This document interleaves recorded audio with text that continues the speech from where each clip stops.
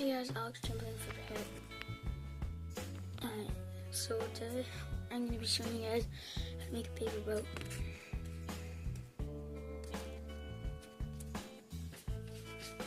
So you want to do is grab a piece of paper, hold it along the line.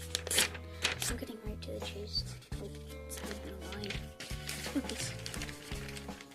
Alright, so I'm just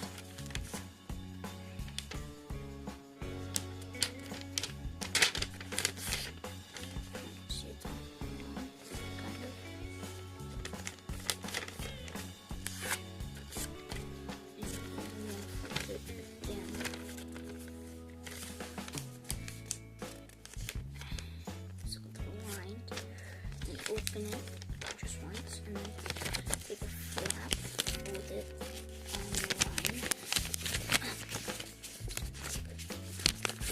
I don't have a rub on because it's a piece of crap.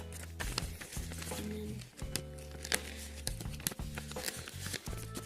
just put it up like that, and then take one of these.